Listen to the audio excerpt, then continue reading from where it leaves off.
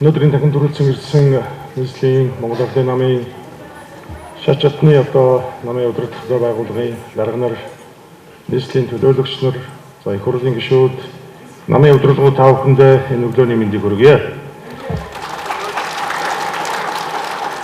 За Монгол Ардын намын 28 дугаар их хурл нийслэлийн Монгол Ардын намын 34 дугаар баг хурлаас гаргасан доктор шийдвэрийг хэрэгжүүлэх чиглэсэн томоохон зорилтуудыг та бид хамтдаа дэвшүүлэн одоо ажиллаж байна.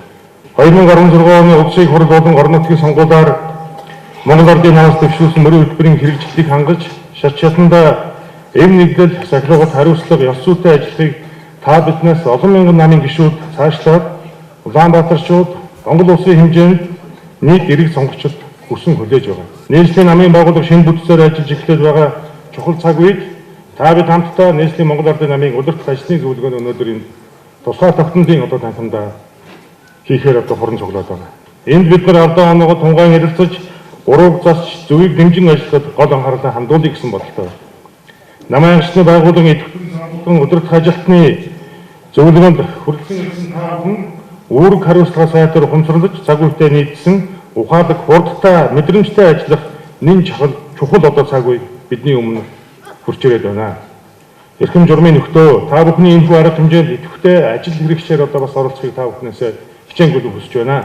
Нийслэлийн Монгол Ардын намын удирдах ажлын зөвлөгөөнийг албан ёсоор нээснийг үлдээгдэе.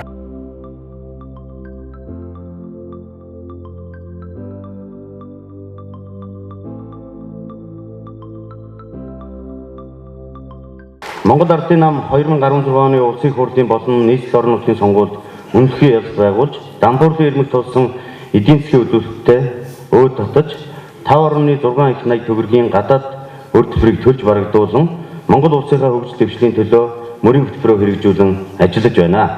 Эх орныхоо 100-ны түүхийг бүтээж дэлхийд данстай тураг тусгаар болгосон Монгол Ардын намаа өнөө цагт авч яваа та бид улс орноо хямралаас гаргаж дараагийн 100 жилд дэлхийн дахныг хөгжил дэвшилд хөл нийлүүлэн алхах эрхэм хүндтэй бөгөөд хариуцлагатай үргийг хүлээн ажиллаж байна.